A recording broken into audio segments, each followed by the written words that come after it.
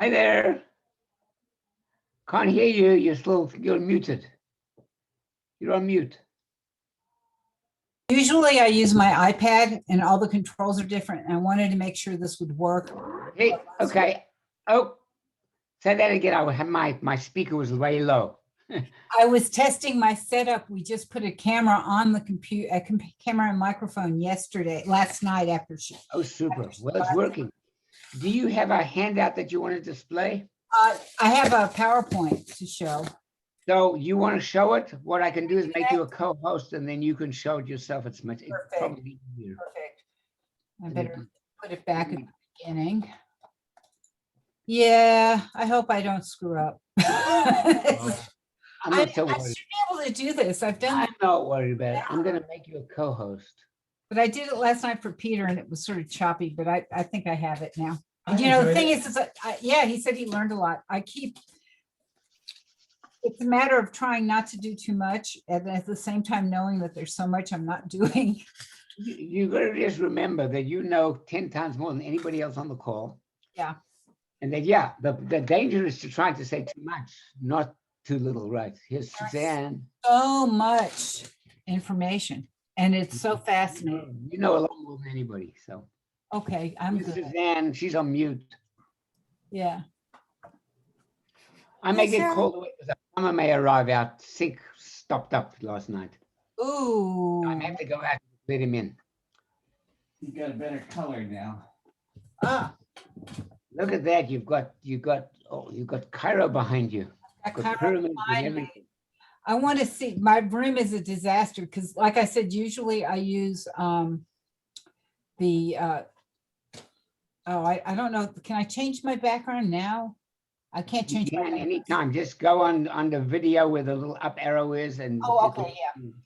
The controls are completely different.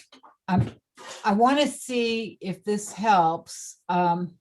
Basically, I'd ask Peter for a green screen. No, it doesn't help. Let me see if I can pick the color. Nope, we'll get rid of that. We have Cairo. Cairo looks good. Sarah. Cairo looks fabulous. Yes, ma'am. Laura, there's nothing, this is Suzanne, there's nothing wrong with having Cairo. It's part of your, Well, you know, actually, to think about it, we're about to leave Egypt next week, so we're still there now. that's Okay. true. So you want to try and share your PowerPoint? Do you know how to do that? Yeah, I think Just so. click on the share screen thing. Gotta It will find it. bring up all the windows on your computer and then click on the one that has the PowerPoint. Share. Oh, that's where share sound is. There we go. Only I want. Here you are. You got it. You're home free. And the view is. No, it's slideshow. That's it from the beginning. Okay. Yeah, you can use slideshow if you like. Yeah, now you just see what it is. Yay. Now you see your down arrow and it will flip from one to the other. Yep. Well done. I'm looking forward to this. I hope I can meet your expectations and I hope I'm going to try to keep an eye on the time, not the time. It's okay, we got nothing to do in any case, Okay. other than listen to you. Okay. Martin, just for you should know you're recording right now. Lisa, if you want to come to the session, it's like 1:15, so just giving you a call. Bye-bye. Thank Hello. Sue. I think I remember my name. I can get you a name tag and I can hold it up to the camera. I have it on the screen. I'm cool. I'm good. I like your background also. I was just saying, we're going to leave Egypt next week, so we're still there. That's right. It's a very cool background. It's stark, the difference between the desert and the not desert, right? Isn't that amazing? Yeah, absolutely. By the way, Martin, what is behind you? Trees, it's just one of the default ones that Zoom has. Yeah. Martin, did you want to make me a co-host or I'll make you a co-host also, because Sarah's a co-host, but you may have to let people in, Sue. So I'm going to make you a co-host. Oh, okay. I can do that. So now you're a co-host. So Okay. So Sarah will worry about her presentation, and Sue will let people in if I have to jump out and get this plumber inside. I hope he's, Martin, okay, sorry. Martin, if you have a few minutes, I wanted to talk to you. Sure. Yeah, I mean, you never know when the plumber's going to show up. It's the problem. I called Village Plumbing. You got to laugh at this. So I said, well, we've got the stopped up sink. They said, well, we can give you an appointment on the 12th of April. Is that you? You have a stuffed up sink at home? Yes. I said, well, we can send someone on the 12th of April. I said, that's terrific. I said, well, I can't find somebody else. No. I'm going to give you one better. I had a pipe that burst in my kitchen during the freeze. That was on February the 15th. I called Village Plumbing, which is my company. They said, we'll get back with you. 10 days later, they called me. They said, we can send someone to you on March 24th.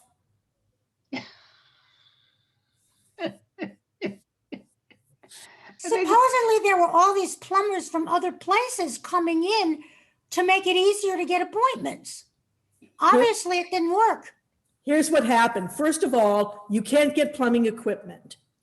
That's what I understand. Number two, they waived any restrictions that they have in the state with regard to the licensing of plumbers. And now it's the legislature to completely undo that. Of course. No, that you will not have to have that done anymore. So anyone who wants to call themselves a plumber can call themselves a plumber. Isn't that fun? Not. Hello, Gail. This thing with the electricity in this state, well, I think getting rid of the mask mandate was the main thing, but this thing with the electricity, oh my God, and the plumbing and everything. Right. Martin. Yes. Can I ask you a question? Sure. Has to do with what you asked me on the phone the other day. Yep. I am thinking of something on colonial American Jews.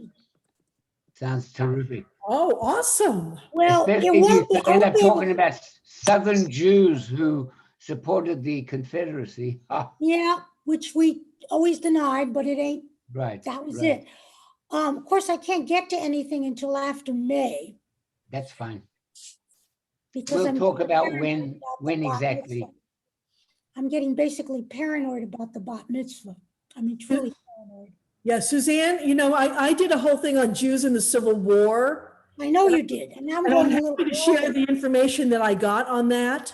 Oh, that would be great. And actually, I'm teaching it again. I'm supposed to be doing that for the Sisterhood Monday Morning Study Group. Yeah, I'm part of that group. I'm doing it on April 4th. That's in So, a couple of weeks, yeah. yeah. So anyway, just so you know, for this, because I have some material and I'm happy to send it to you if you want to use it. That would be great, and I will of course cite you because I learned a long time ago how to do that. And as a librarian, but yeah, This is how you said it. She did that. she did that. Yeah, that's not quite the format that they use, but she did it. Right. No, I did a paper in college 100 years ago on this subject, and sadly I didn't get the best grade on it, but I loved the whole subject. Interests me. I grew up in a town that was there during the Revolution. I lived in Boston. I'm a New England girl in many ways. So well, thanks a lot. Yeah, because I liked your thing on the Civil War. I muted you by accident. Something we didn't know much about. Okay. Now we're going to learn stuff from Sarah. I hope so. That's the goal. Hi, Sarah. Hi, Rhoda. Hey, Rona. Mona. Hello, Kanishas. I don't know who you are. Could you identify yourself beyond being a Kanish? I think it's And what kind? voice.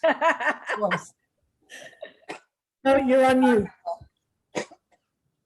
I'll let, Hello, Phyllis. Joy Scarfinkel. I'm cooking for Passover and doing this in between. I don't know why it says that, and I don't know how. you did that last night. Rename.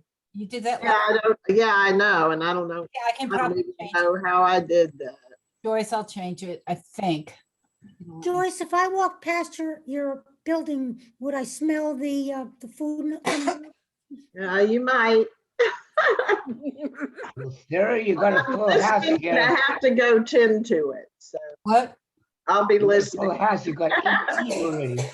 Yeah, I see that. I think I changed her name, did I? I changed my name. Oh. You told me you didn't know how. I wish you. No, I clicked and did it. Okay. Do you know when I volunteered to do this, I remembered how cool it was to be able to go to the library and immerse myself in something and learn something new. And then I forgot that libraries weren't open. My house is a lot more distractions. Is that your backyard, Sarah?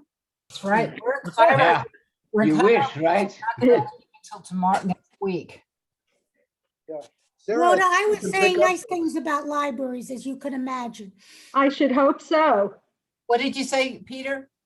I think you can pick up books. I haven't tried it yet. Oh, yes, yes.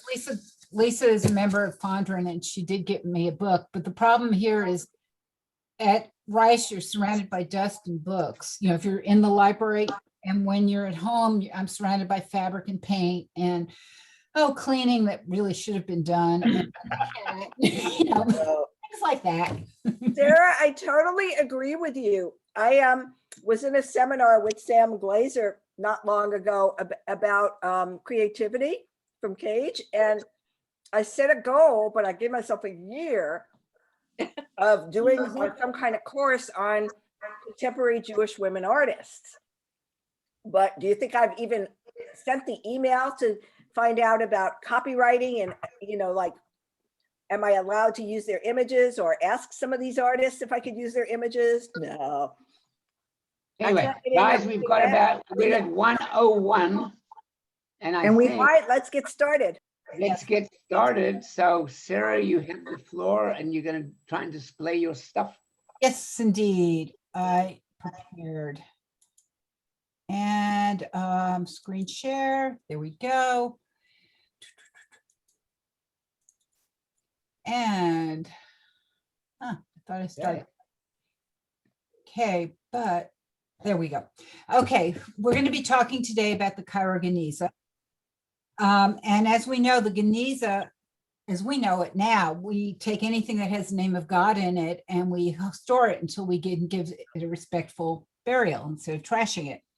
It comes from the Persian word ganj for treasury or storehouse.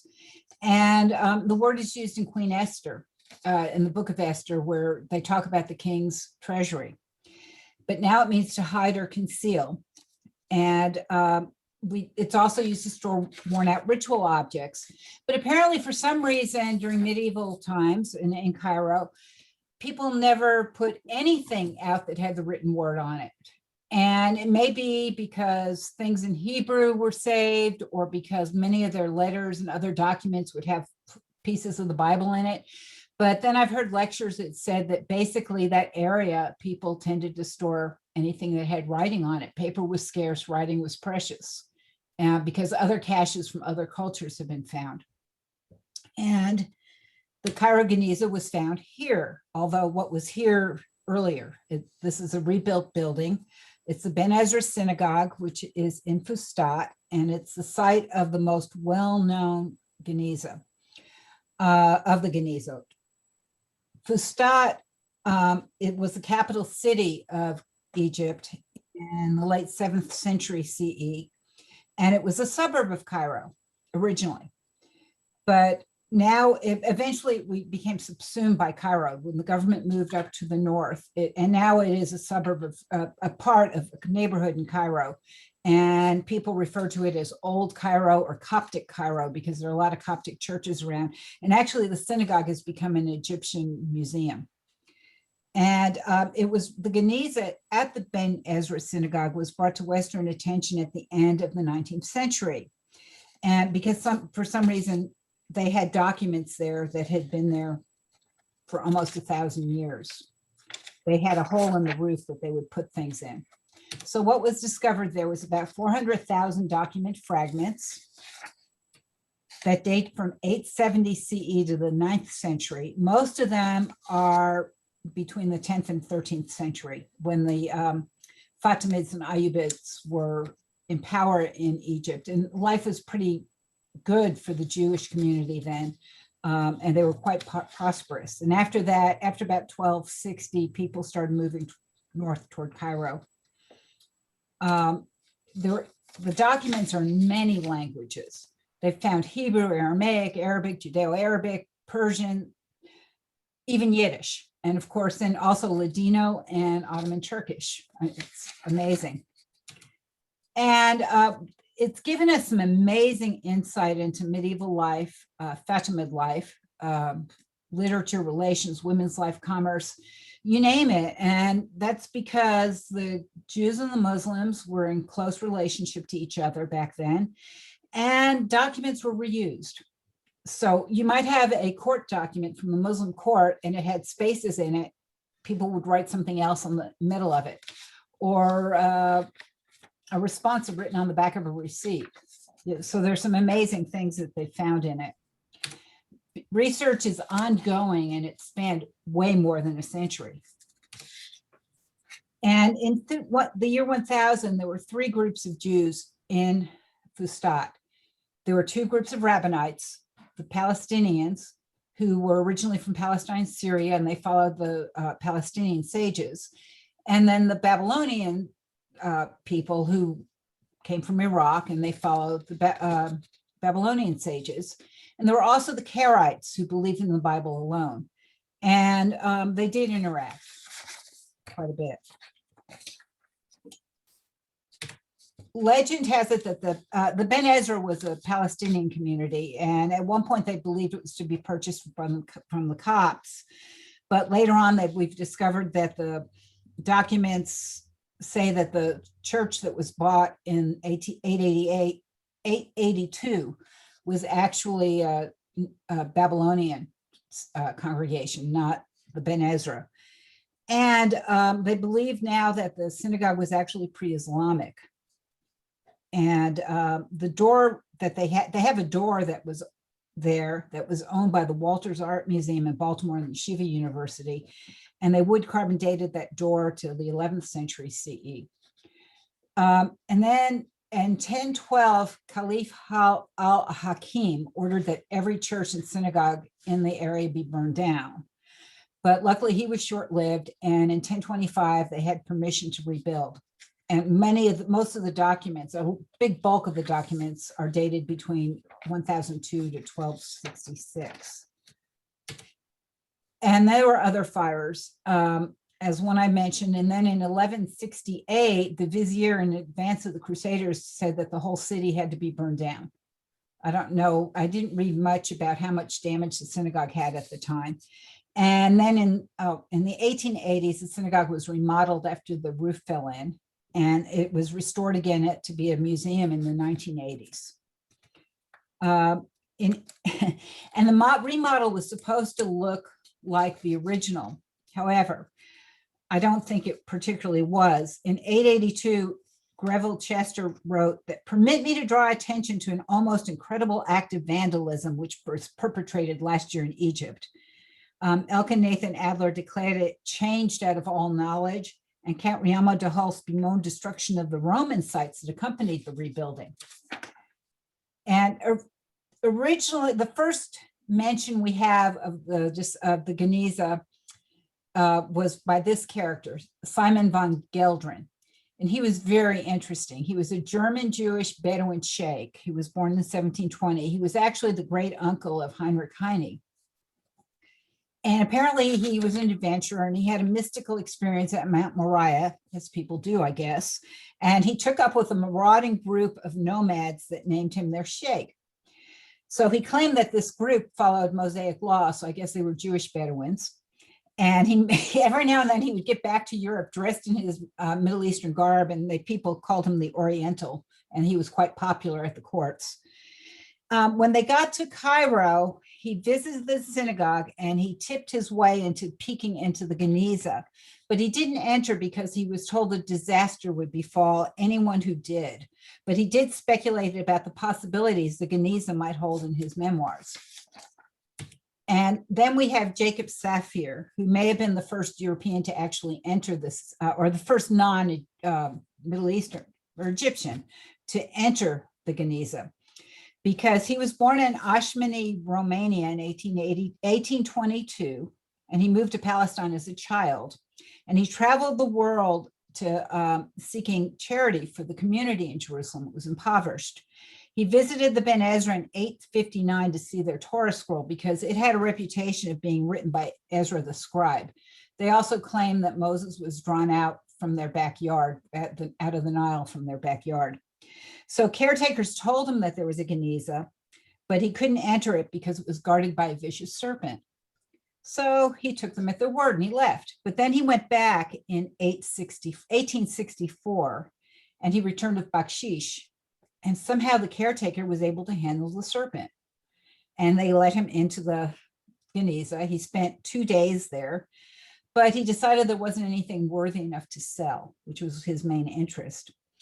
But the manuscripts he saw really piqued his interest because there were so many of them.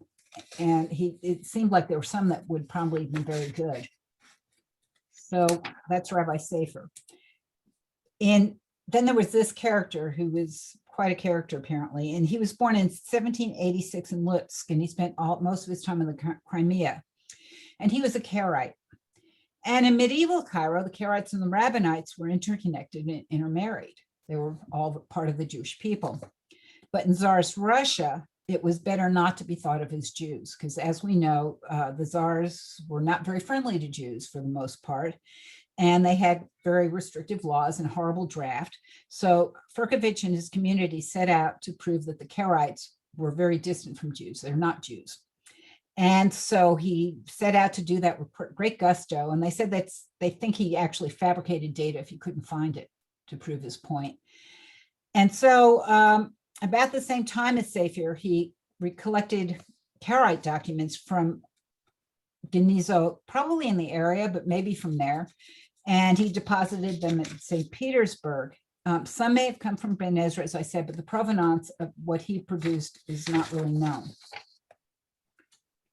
And then I guess the person who started making a difference was the Reverend Greville John Chester, who was born in 1830 and died in 1892. And he supplied a lot of the museums with Egyptian artifacts.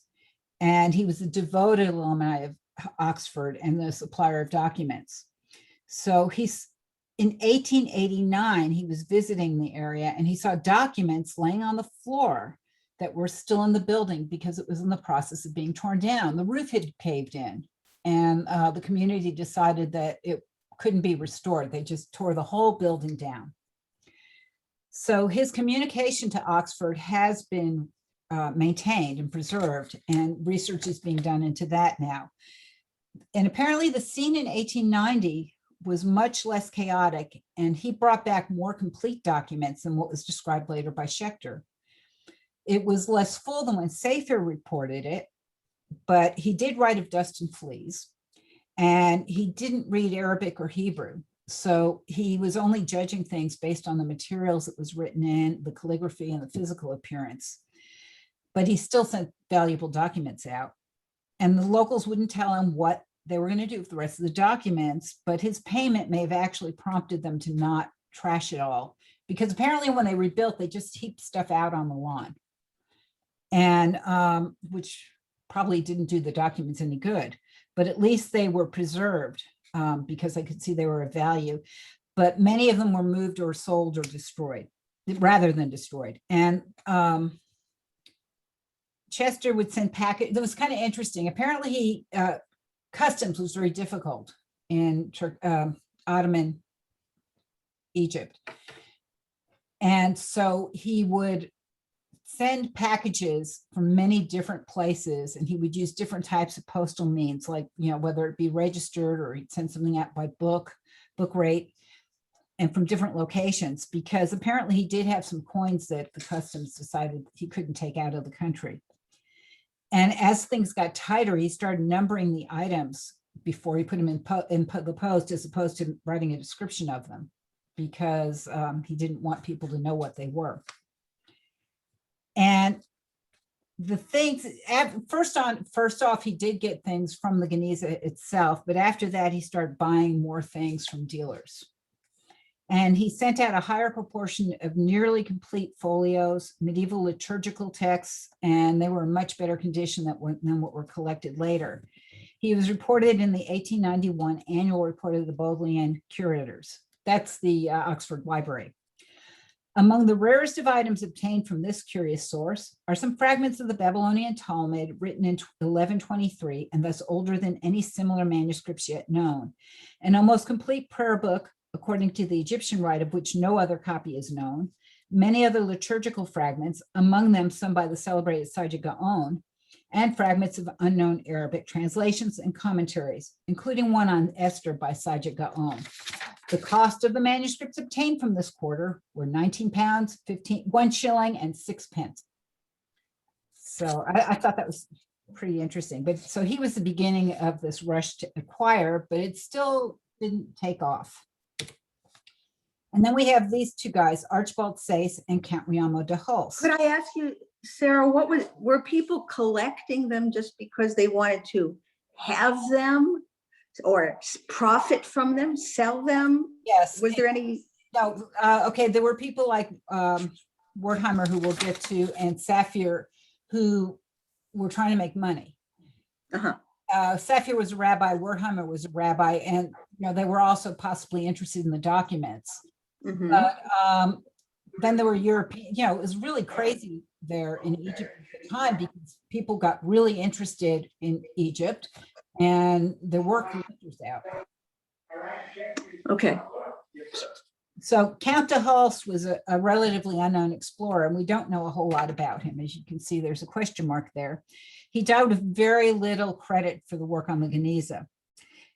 He referred to himself as a German and a subject of the Grand Duchy of Luxembourg in one letter. Another letter indicates that he was a German officer who deserted during the Franco-Prussian War because of that he just deserted. And that's why he sought citizenship of Luxembourg. And Sayce indicated that the Count had gone to Egypt because of a war wound. Sayce was working at Oxford as an Assyriologist and a linguist, but he spent the winters in Egypt for his health. And because of these, he was a supplier to their library. And he shows up on record in 1887, helping to de Hulse shows up on record in 1887, helping to excavate an early Christian cemetery in Alexandria. He was an excavator and a site supervisor for the Egypt Exploration Fund, and he helped Edward Naville excavate the great temple of Bubastis in Lower Egypt. And apparently he was able to teach himself Arabic, or he learned Arabic somewhere, so he was able to directly supervise the workmen and get around the area. He shipped large monuments to England, and he unearthed Hebrew manuscripts in 1889 in Fustat that he sent to the fund and gifted to the Bodleian, which then gifted them to the Bodleian Library. His excavations were near the Roman fortress near the Ben Ezra synagogue. And he reported that the synagogue had heaped up documents in a rubbish heap. And he was, he could have gotten more of them, but he never got a response from Oxford. And he was promised recognition by Neubauer, who was the Oxford sublibrarian, but he was never given it because they wanted to keep their source secret. They didn't want to be scooped. He was an Anglophile, but he was still imprisoned in World War I as an enemy alien, and he was left in poverty and with malaria. And he wrote a lot of letters to Oxford because he really wanted credit and maybe some funds for all of the work that he gave them. Finally, in 1909, he was given credit for his work in 1898, but not for the hauls he did in 1893 or 1895. And in 1915, he was given 25 pounds and thanked for the 1898 work that he'd never been paid for. But the reason they didn't give him credit for the other documents was they claimed it's because Neubauer was dead and they couldn't prove that he did anything. So he really got a bum rap. But by 1900, Oxford had 2,600 documents. So there were quite a few documents already out there before we know the Geniza was discovered, you know. And another one was Rabbi Solomon Wertheimer, who was born in Slovakia and raised in Jerusalem. And he was selling documents to support his family. And in 1893, he wrote to Cambridge and said he had documents to sell, and it wasn't clear if he actually went to Cairo or if he bought them from someone else. And he sold 62 documents to Cambridge librarian Francis Jenkinson and Solomon Schechter between 1894 and 1896 for very, very cheaply. And he sold 269 to Oxford. But apparently Cambridge passed on other lots of documents, and Oxford may have as well. And it might have been because of trust, because he would publish on the documents before the owners had a chance to do so. And that was not considered proper behavior in academic circles, not scholarly protocol. So he was first to publish transcriptions and texts from the Geniza. But he did bring the documents to European libraries and also published his own scholarship. But again, not given much credit. And he was pretty bitter about it. Actually, Debbie, can you read what he wrote? You're muted.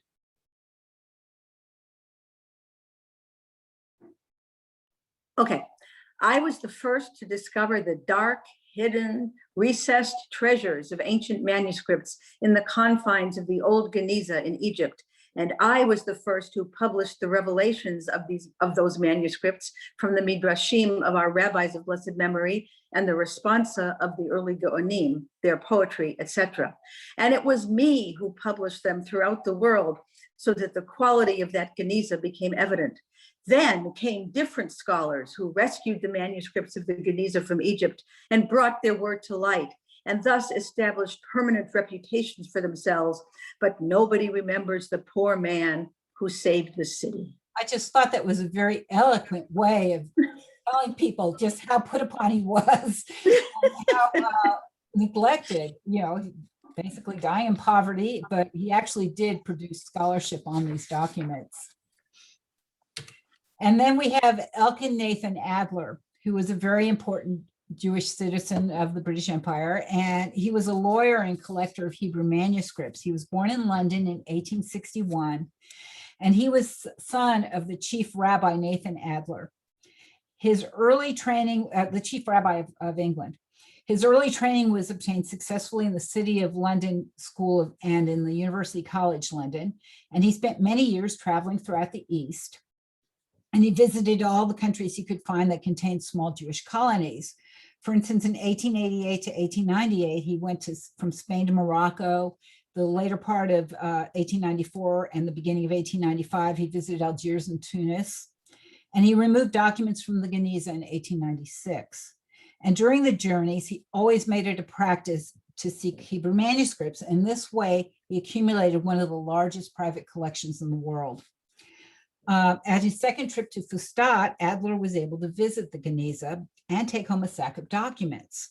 He showed them to Alfred Neuberger, the librarian at Oxford, at the Bodleian, who commented that they were a lot of worthless rubbish for which he paid high prices. Adler published on the documents, but his writings were not received as enthusiastically as Schechter's. In 1897, he purchased 6,000 Hebrew manuscripts that the Bodleian considered useless. So he did amass one of the largest libraries of manuscripts and books and Geniza fragments, and he was swindled by a business partner in 1924, so he had to sell his library, which was a boon for us because some of it went to Hebrew Union, but the vast amount of it went to the Jewish Theological Seminary, which is where the JTS Geniza Library originated. And apparently afterwards, once what Schechter had discovered came to light, Neubauer went back to him and said, "Why didn't you take the whole lot?" And he said, "Well, I had tender sensitivities at the time, but I'm less tender now. I wish I had." However, he was friends with Schechter. And he did bring interest to the Geniza world. And that's why many of us know him as the quote, discoverer of the Geniza. He was born in December 7th, 1850 in a shtetl in Foscani, Romania. His family was Hasidic. His name actually was Schnorr Zalman, which tells you they were Lubavitcher. And he was a twin. His brother Israel, I think, ended up settling in Palestine. He was a brilliant student. And at 10, he left and he started heading west. So first he went to a yeshiva in Piatra, and then followed to Seni, and then finally to Lviv, Poland, because he, basically needed more resources because, again, he was brilliant. He was exposed to Haskalah, secular learning, and he used Hebrew to read and write modern works, which wasn't necessarily done very often there because people thought of Hebrew as a holy tongue. He was friends with scientists and anthropologists. And at 26, he moved to Vienna to study at the Beit HaMidrash. And that was in 1873.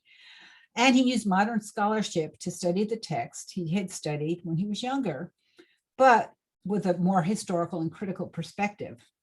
Then he left for Berlin, where he studied at the Hochschule für die Wissenschaft des Judentums, the Higher Institute for Scientific Study of Judaism. And that's where he met Claude Montefiore, who asked Schechter to go to London with him as a Talmud teacher. And in London, he developed close friendships with many intellectuals, both Jewish scholars and writers and non-Jewish ones. And when he wasn't tutoring, he spent a lot of time at the British Museum, where he met his wife, Matilda, and the Bodleian Library. Both had large collections of Jewish manuscripts. He published and established himself as a font of Jewish knowledge and a scholarly resource. In 1890, he became a lecturer in Talmudics. Somewhere right before him, Cambridge had decided that maybe a rabbi could teach Talmudics and rabbinic literature, which was sort of novel. So he was the only Jew there at the time. And he became friends with the non-Jewish religion scholars, such as Professor Francis Burkitt of Trinity College, Dr. Charles Taylor, who was master of St. John's College, Dr. James Rundle Harris of Clare College. And he also became friends with twin Scottish Presbyterian sisters, Margaret Dunlop Gibson and Agnes Smith Lewis. And both the Schechters and the women were outsiders because Cambridge was very Anglican. And he was apparently a very gregarious, charismatic, and impressive figure. It sounds like apparently he had flaming red hair, and he was often quite unkempt, but he loved people. He loved books and he loved people. And then we have the sisters that mentioned because they were very important. And in Cambridge, they were also often known as the Giblus. This is a painting done by James Peddle that's at Cambridge. They were wealthy women and they had a different sort of upbringing than most women of the time. Their mother had died when they were 3 weeks old. They were raised by their father with the care of nannies and governesses. So they didn't have a whole lot of female influence. And their father, oddly enough, very radical at the time, thought women's minds would be as good as any men's minds. So he made sure they had a full education, which really wasn't done at the time for women. They were very, very close to each other. They excelled in languages, and their father actually took them all over Europe, and they could go anywhere they wanted as long as they learned the language first. So they learned a lot of languages. They were 23 when their father died, and they inherited £250,000. So they were quite wealthy. And instead of going to the Riviera, they decided to travel beyond Europe, and they continued to study languages, and they traveled all over the Mediterranean and the Middle East. Margaret married James Gibson, who was a Presbyterian clergyman, but he died after 3 years of marriage. 6 months later, they traveled to Cambridge, and Agnes married the librarian of Corpus Christi College, Samuel Lewis, in 1887. And Maggie, they were so close that Maggie went on their honeymoon with them. And she lived with them at their home in Castlebrae. And apparently Lewis didn't actually live in the home most of the time because he had to stay on the campus. So he'd come home on the weekends to eat with them. But Lewis died of a stroke in 1891. So both women had very short marriages. To cheer up her sister, Maggie decided that they should visit the Greek Orthodox monastery, St. Catherine's on Mount Zion. In 1859, the oldest known of Christian scripture was found there, and a friend who traveled there said there were chests filled with Syriac manuscripts. So Agnes learned Syriac because that's what you do before you travel. You learn the language. And Syriac was a dialect of Aramaic, but she had to study on her own. Women were not allowed in the college. No women were allowed in the university. So and she did get a tutor. And actually women weren't given degrees in Cambridge until 1948. They traveled to Cairo, to the Gulf of Suez. They crossed by sailboat, and then they took a 10-day camel ride to the top of the mountain. They photographed all the documents they could find. And one of them was a 4th century Christian Bible, also, which is the oldest known in Syriac. In 1896, they got a hint that there might be some valuable papers in Cairo. So they decided they were going to head there and then to Jerusalem. So at a luncheon, they met with the Schechters and they asked, is there anything you would like from our trip? And Schechter said, well, if you find any Hebrew manuscripts in an antiquity shop, bring them home, which was probably a good thing to ask them for. And what I thought was really neat is they gave all of their lantern slides to Westminster College at Cambridge. They're not marked as to what trips they came from, but this is Mrs. Gibson on camel, and that's them taking a noonday rest at a wadi in the shadow of Sinai. So it gives you an idea of how they traveled. I mean, I just can't even imagine tripping across the Sinai for 10 days on camel dressed like that. Plus, you know, considering all of the photographic equipment they had to carry, it was pretty amazing. They must have been pretty interesting women. And they did manage to go to Cairo, and they purchased a small bundle of Hebrew manuscripts. Then they boarded a boat for Palestine with plans to disembark at Jaffa and travel to Jerusalem. But there was a cholera epidemic and the port was closed. Beirut's port was closed for the same reason. So they sailed back to Egypt. They took the train to the Suez and they mounted camels to go across the desert to go to Jerusalem. At this point, they were 53 years old, dressed like this. So it was a miserable 6-day journey. Apparently the sand was so deep that even the camels didn't like it, and there was scarce water. And finally, as they went from Gaza to Jerusalem, they lost their advance party. And so they got to a village of Bitr in the rain, and they gave up and took a train to Jerusalem. And my husband said, why didn't they do that to begin with? And I can't answer that. Maybe it was something to do with the historical travels. They visited a lot of holy sites and they bought more manuscripts. And after 4 weeks, they traveled to the plain of Sharon and they purchased more documents. So to get all together, they brought back 2,000 manuscripts, more than 2,000 manuscripts. They were stopped at Ottoman customs because it was not looked upon nicely by the customs agents that taking things out of Egypt. And their guide was very bright and quick thinking. So he told them that actually the law lets travelers keep their Bibles. And it's obvious that these ladies pray in Hebrew. You can see by these documents, and that they need these documents to say their prayers. So you have to let them take them. So they managed to get home by passing as Jews. At home, they identified most of the documents, but there were two they couldn't make out. And Agnes ran into Rabbi Schechter and he asked him to look at the ones he couldn't identify. And this is one of them. And Schechter immediately identified one of them as part of the Jerusalem Talmud on vellum, which he said was quite rare.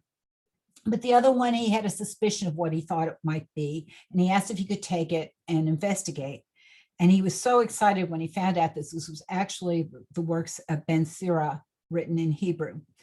The Wisdom of Ben Sira was not included in the Jewish canon, but it was in some of the Christian books. The Catholics have it and some of the Protestant groups have it in their Apocrypha, and they call it Ecclesiasticus.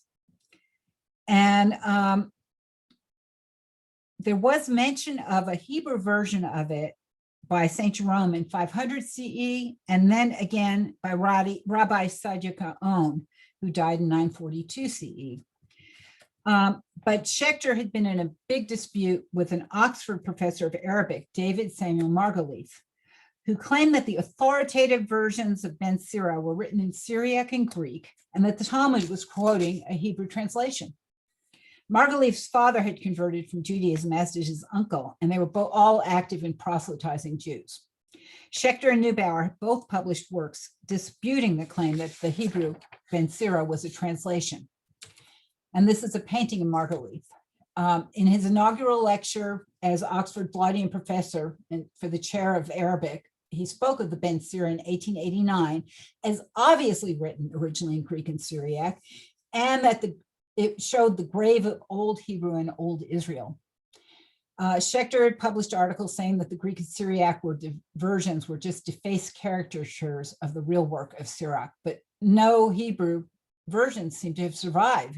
So Schechter was extremely excited by this fragment. Schechter's work, he actually had countered Margolief by looking at the lines quoted in the Talmud as not matching what you would get out of the Latin.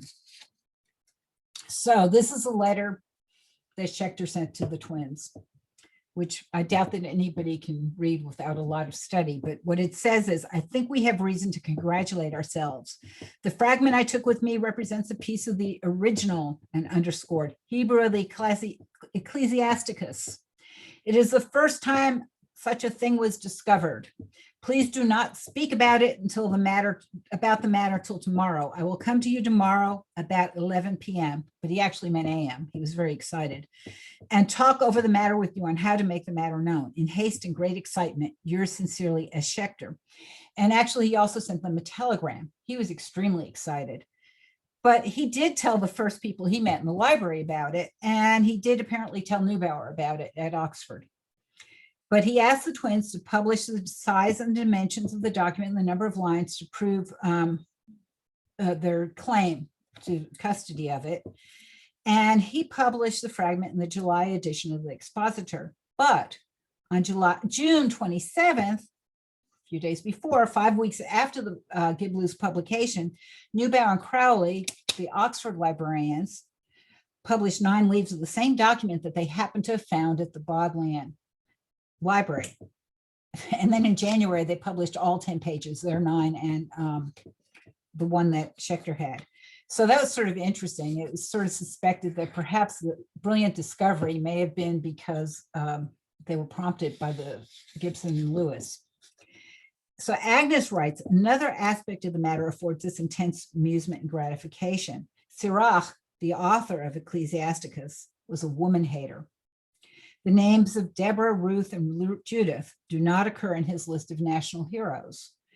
And one of his aphorisms runs, better is the wickedness of man than the goodness of a woman.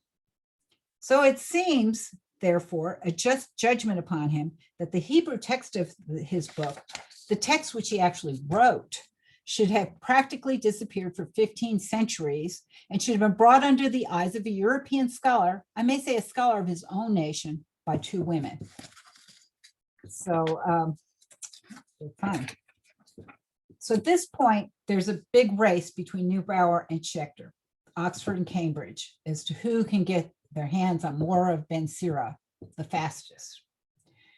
And Schechter determined he wanted to see if he could recover more, and he didn't want anybody to know about it. This time he was going to keep it a secret. And so he couldn't ask the university to fund him. So he turned to his friends, Donald McAllister, who was a Scottish physician, who approached Henry Sidgwick, who was a very influential philosopher in Cambridge, and they arranged for him to take a leave of absence, Schechter to take a leave. And then Charles Taylor, who was master of St. John's College, who was a Hebraicist, a mathematician, and Anglican priest, insisted that he wanted to foot the bill, because apparently one of the others had said that they would pay for it. His initial outlay was £200, which would be about $18,000 today. So in December 16th of 1896, Schechter headed to Palestine. And let's say here, yeah, apparently the reason he was particularly, besides the arguments he was having with Margolief, he said that more and more of the Protestant higher criticism at the time was interested in dating the books of the Bible. They were dating all of the books to be from the same era, the 2nd century BCE. And Schechter felt that this dating had to be an error because they were basically getting rid of generations of men involved in the religious study between 200 and the time of the temple being destroyed. So Schechter hoped that by finding more of Ben Sira, he would clear up the dating, since Sira's grandson, we know, translated it into Greek in 132 BCE. And 2 generations earlier would be about 200 to 180 BCE. So he wanted to recover the Hebrew to look at the style and the language and compare it to the other documents that he felt were misstated. And he also wanted to show that the Christian critics were completely off base, because he agreed with the idea of historical higher criticism, but he thought they were throwing out Jewish history with it, showing Second Temple Judaism as a mechanical priestly cult and dismissing rabbinic Judaism as sterile legalism. Schechter saw higher criticism as higher anti-Semitism, and he saw Ben Sira as a link between the Beit HaMikdash and the Beit HaMidrash, and he wanted to show the continuity of Jewish culture. Margalit insisted that the fragments were rubbish, second or third rate translations from Persian of the original Greek or Syriac. And so Schechter headed to Cairo. Elkin Adler had told him about the Geniza, and his documents seemed to look and smell like Adler's. And apparently they did see Fustat written on some of the documents. So Schechter actually had some advantages over the others who were trying to bring documents home from the Geniza. Number one, he had a letter of recommendation from the chief rabbi of England, Herman Adler, who was the brother of Elkin Nathan Adler, who may have actually written the letter, calling him a Lamdan and a Tzaddik. And this is Rabbi Aharon Raphael ben Shimon, who is Cairo's grand rabbi. He also had a letter to Cairo's Jewish community, especially the Katouai family from Elkin Nathan Adler. His letter of introduction to Lord Cromer from the University Vice Chancellor, and Cromer controlled customs out of Egypt. So actually Schechter had a way of bringing the documents out, which not everybody did. And of course, he had amazing erudition. He had complete knowledge of Hebrew and rabbinics, and apparently his personality was quite engaging. So he went to Cairo at first, and he didn't like it because it was very modern. So he didn't think he'd find any antiquarian documents there. But the rabbi, he made friends with the rabbi, and he told him, you'll do better in Fustat. And so Schechter started off by courting the rabbi in Katouai. And in fact, he offered to take Rabbi Aharon to see the pyramids, because even though living there, he'd never seen them. And he asked his wife, Matilda, to send 200 used British stamps because this rabbi was a stamp collector. So he really put out, at least 5 days of making friends with them, and Moise Katouai, who was the wealthy head of the Cairo Jewish community, brought him around to meet all the people who mattered in the community.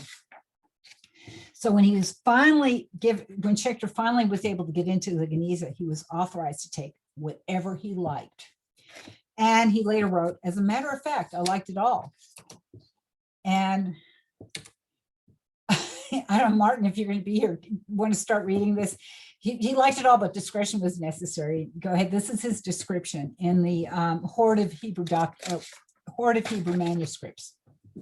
The discretion was necessary. I've already indicated the mixed nature of the Geniza, but one can hardly realize the confusion in a genuine old Geniza until one has seen it. It is a battlefield of books, and the literary productions of many centuries had their share in the battle. And this disjecta membra are now strewn over its area. Some of the belligerents have perished outright and are literally ground to dust in the terrible struggle for space, whilst others, as if overtaken by a general crush, are squeezed into big, unshapely lumps, which even with the aid of chemical appliances can no longer be separated without serious damage to their constituents. In their present condition, these lumps sometimes afford curiously suggestive combinations. You've got a sense of humor too. You've seen pictures of it. They're like, it gets better. Go ahead.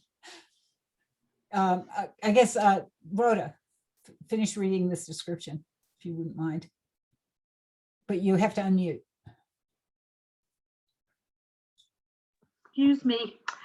As for instance, when you find a piece of some rationalistic work, in which the very existence of either angels or devils is denied, clinging for its very life to an amulet in which these same things, mostly the latter, are bound over to be on their good behavior and not interfere with Miss Jare's love for somebody.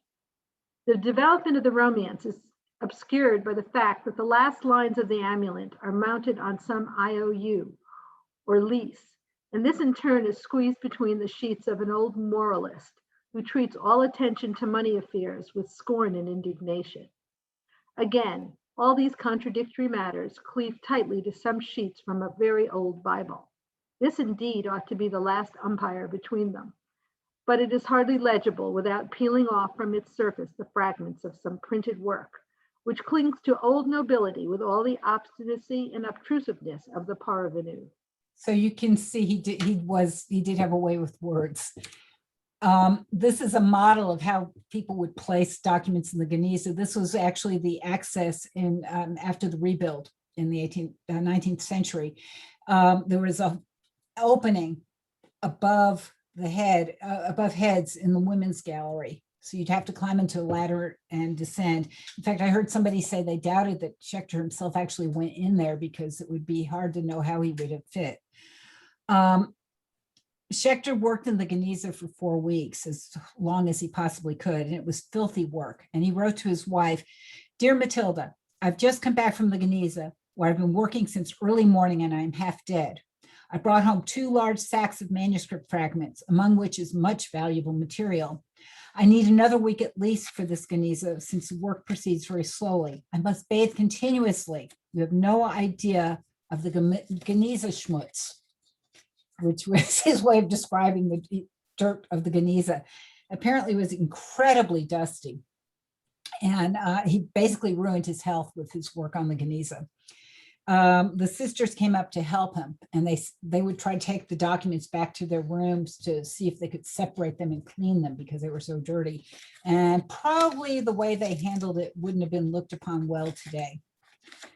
And Schechter was very frustrated with his work because his help wouldn't help unless they were given, they wouldn't work for set fee, because the Egyptian way was you give them tips, constant tipping. And he said he had to give them constant tips for work they did or did not do. And also the workers sometimes made off with the documents that he set aside as being valuable. And so he'd have to go to the market and rebuy them back. And so when the Giblus came in, they would help buy them back from the market. They also brought him a respirator from Matilda. I didn't see any pictures of it. I can't imagine what it might have looked like. And once he was, so this is the letter, I guess we have time. Peter, would you like to read this? He wrote to the librarian at Cambridge because he wanted to go visit his family in Palestine, and he wanted to make sure the documents wouldn't be opened by anybody but him. Go ahead. Dear Mr. Jenkinson, I am now here since 3 weeks. After making the acquaintance of the chief rabbi here and the president of the Jewish community, I set to work on the Genizas, where I spent most of my time in the dust of centuries. The beetle and other infernal scoundrels are helping me to clear away the rubbish and the printed matter. I have constantly to bakshish them, which is tipping them, right? And still they are stealing many good things and sell them to the dealers of antiquities.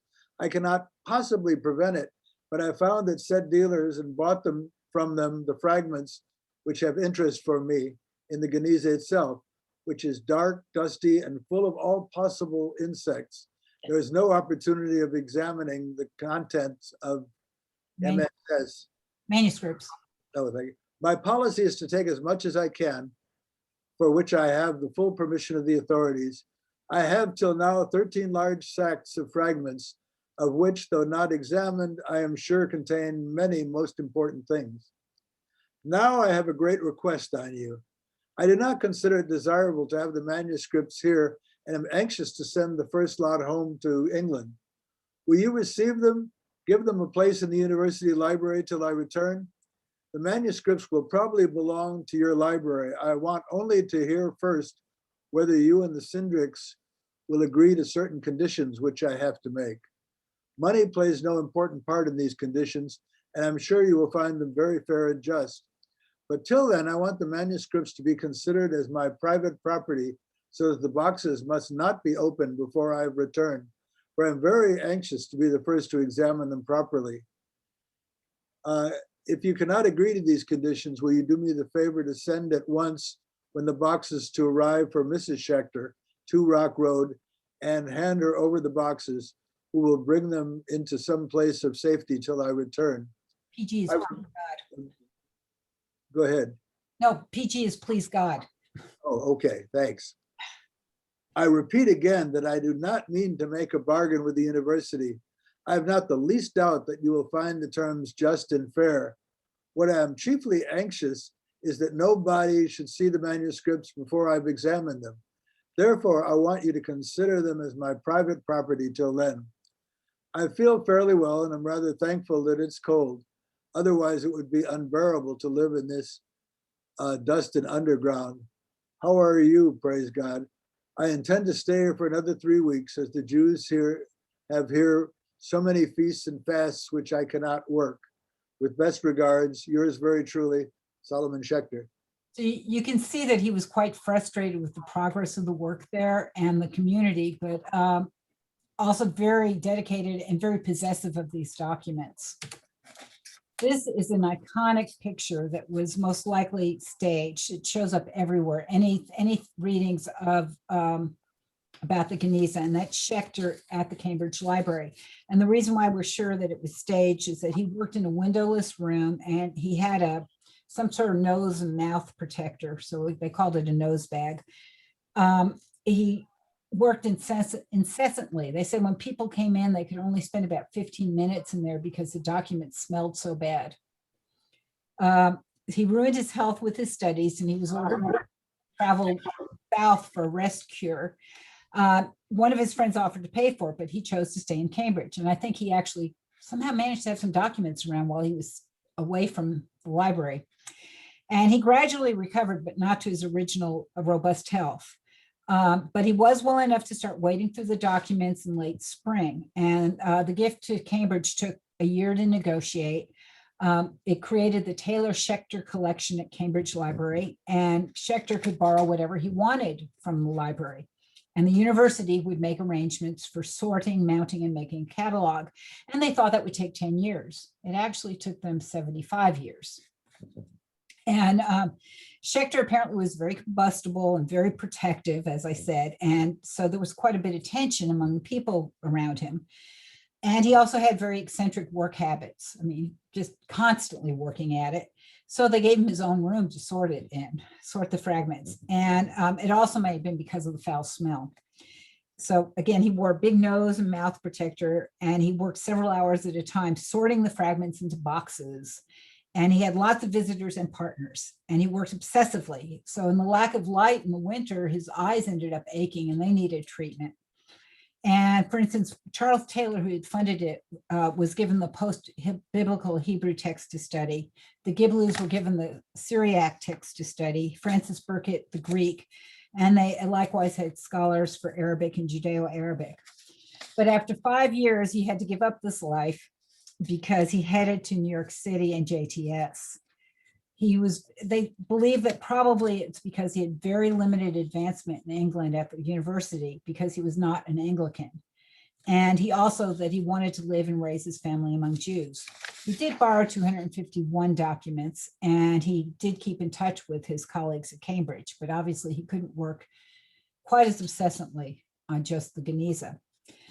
But he did say it will take the Geniza documents will occupy many a specialist and much longer than a lifetime, which was quite prescient because active research is still going on. Fragments are still being joined into documents, and it's really a fascinating field. Apparently, the fragments right now are distributed over 70 countries. And so how do I get back to you guys? Stop sharing.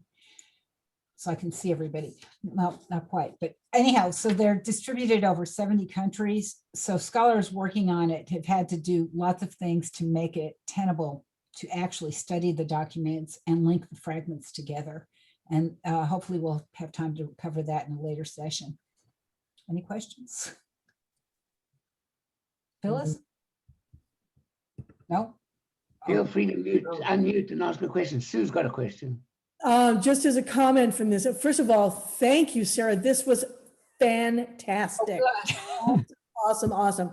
Number two, among the fragments that Schechter found was a portion of documents that were later tied to Qumran cave number 4 and 5 from this, that these were some of the earliest documents that were found in the Dead Sea Scrolls related to what they call the Damascus Scrolls from this about the development of a different kind of commentary on the Torah. That's right. I didn't get deep into that, but I did see some comment about CD is what they called it. Speaking of which, the argument with Margalith never really complete, they never really believed that Ben Sira was written in Hebrew until Yael Yigdal found older documents around Masada. And at that point, they had to give it up. That maybe Hebrew was written in Hebrew. But Sarah, how did if he brought it and he sort of gave the stuff to Cambridge with some special access, when he came to the US, how did he get the stuff over to JTS, or did they get this stuff from somewhere else? Got it. The stuff he has was Elkin Nathan Adler's collection. Okay. Because Adler ran into financial difficulties. So actually JTS has the second largest collection. Cambridge has the largest collection. But it is in 70 different locations, and there may even be private collections still. And I think I was listening to a lecture by Marina Rustow, who's in charge of the Princeton Geniza project, who said that they even found an important fragment that was at some rabbi's home or office on his wall, It was interesting. You may have gone to the same session with the professor from Princeton, but JTS has been undergoing a library renovation this year. Mm-hmm. That they took their part of the Geniza and sent it to Princeton for the year while they were fixing the library in New York. And so all these folks at Princeton have had access. And so this is, I guess it increases the popularity of studying the Geniza because Princeton University had access to it, or their divinity department, or whatever they call it, Near Eastern Studies. I do have the Geniza for this whole, still have it right now. It's not back at JTS yet. I think JTS is almost done. But I do want to get to some of the digital restoration and what's being done online. I mean, some of the documentation is now being outsourced, group sourced. So you guys could start studying Judeo-Arabic and translating things. The mass, I mean, it's just hard to understand how many pieces. And the other issue that they're beginning to study, which is why I said they had letters from de Holst, is the provenance. Because some of the things from the Cairo Geniza might not actually be from the Cairo Geniza. Who knows? There were so many people selling documents. They were headed to the market, even Schechter, when he was there, he took a lot back from the Geniza, but he also bought things at the market and in Palestine, and the sisters bought things in different markets. So there's work being done now on the provenance. So what is it, 130 some what years? And research is hot. Suzanne? Yes. Suzanne has a question. Unmute. Unmute, Suzanne. I'm not usually muted. Are there any other Genizas? I've never heard that there. Where are they? And what kind of work is being done with these, given that this one in Cairo has so much? Well, I know there's one at Brith Shalom. Basically, every synagogue has one. I understand that. I'm talking about in the capital, and that capital letter. And thank you for catching me. I'm talking about. Okay.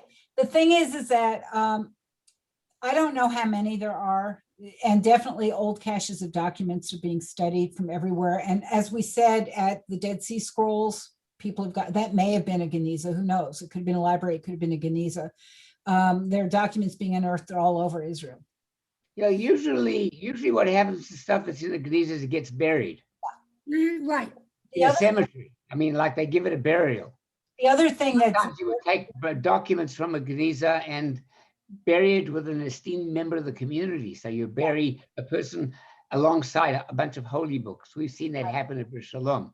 exciting. Bris Shalom has a Geniza. The Kagans, we have a Geniza in our study, waiting for it to put it into the Geniza at Bris Shalom, so the Bris Shalom can send it to the Geniza. But it's a complicated thing because of the rules about getting rid of the stuff from a Geniza. Mhm. I tried to give the UOS Geniza some stuff one time, and they would not take them. They said, we got enough of this stuff. We hardly know what to do with it. And so I had some old stuff, they wouldn't take it.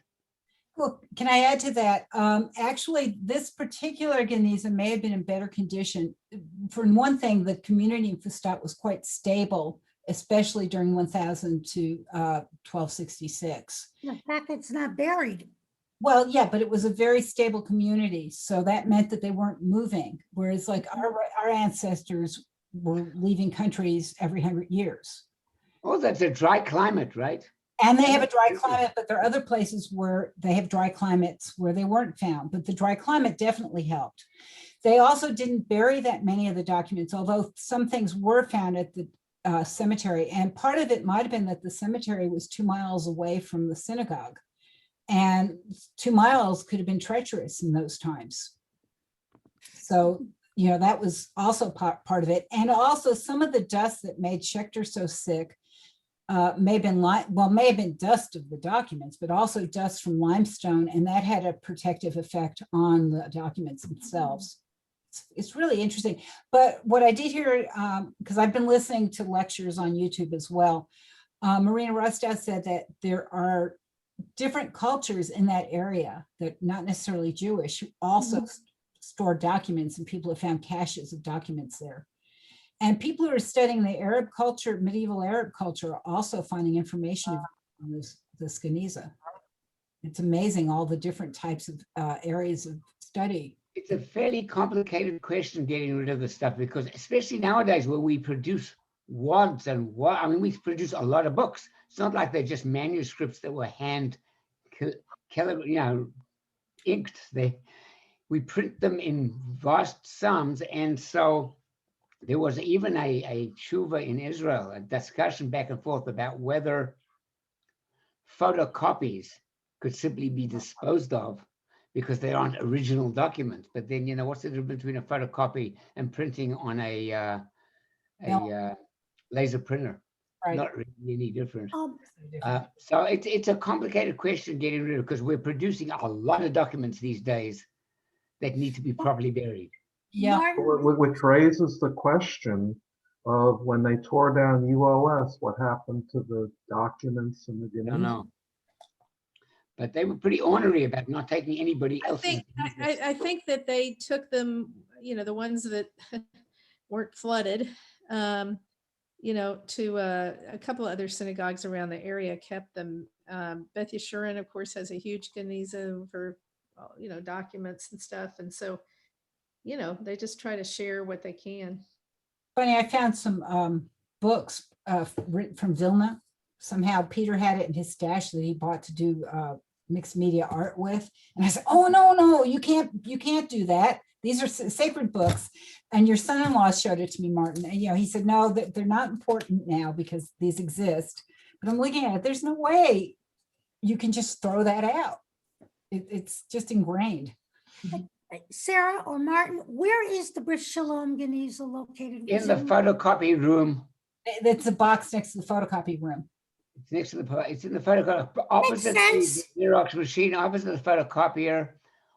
As you look at from where the copier is to the other side of the room, on the left down, you open that thing and it's stuffed full of stuff. So what's the decision on photocopies? Eventually I don't think it makes any difference anymore. Photocopying is That's what I wondered. I mean, you know, I'm copying pages off the internet, like to practice my Torah portion and stuff. Well, what am I supposed to do with them? You know, so I have to admit, I'm just putting them in the recycling bin, but I don't know what. It became an issue in Israel because people were bringing things to the cemetery and they were stored in whatever barrels. Yeah. And then the barrels would become over full, and the problem arose when papers were blowing all over the cemetery. Yeah. And at that You point, can't get what special. is more disrespectful, to destroy it or to let it blow around like garbage? Right. So the decision in that case was to destroy them, to shred them or whatever. But I don't know if that is a general thing regarding photocopies. And then there's, This is the Kagan collection of stuff we got to put in the Jerusalem Geniza when it opens up again. okay. There's also questions to what to put in the Geniza. Should it be the full name of God? Does it have to be in Hebrew? Some people might consider any time the Yud is used, or if, it's written out in English. There's different levels of. Didn't they also find documents that were like just general daily life, like leases and lists of things and wills, which would not necessarily be written in Hebrew? No, actually, a lot of, Judeo-Arabic is in Hebrew, but a lot of times they would take a Muslim court document written in Arabic, Mhm. and they would write in the margins, or they'd write between the lines. Paper was valuable, and so they used it. So it's a mishmash. Plus, some of them did write in Arabic. They were very integrated in the community. There are cases where, maybe we'll get to it, where Jews actually sued in the Islamic courts. Things happen like that. Folks, it's almost 2:05, and we're going to just let Sarah go. And on April 17th, we will do it again. I'll start talking about more of the contents and maybe some of the work that's Thank happening. you very much. This has been Thank you. spectacular. Thank you for all the research you This put was in. wonderful. Yes. Thank You you for a packed an great. enormous amount of stuff in the hour. Martin, Anybody else who Thank has you, a Sarah. passion about a subject, we're ready for you to do a 4-part series on any subject that you're passionate about, like Sarah is about the Geniza. Martin, Passionate about a lot. can you set up a Zoom for me on Wednesday? Yeah. Okay. What are you doing on what? It's an Alta Kaka. The men's club breakfast. of the Cuckers group. The senior. Oh, the I'm sure, Ed, is that the official name? Yes, yes. I thought so. To everybody except Fred Forsheim. He doesn't like that. The rest of us call it the AK group, and Fred objects. Yes. I want to wish everyone a kosher and Happy Passover. Right. Chag Sameach. Chag Sameach, Chag Shabbat Sameach. Shalom. See everybody soon, I Take care, hope. everybody. Shavua Tov. Bye. Shabbat shalom.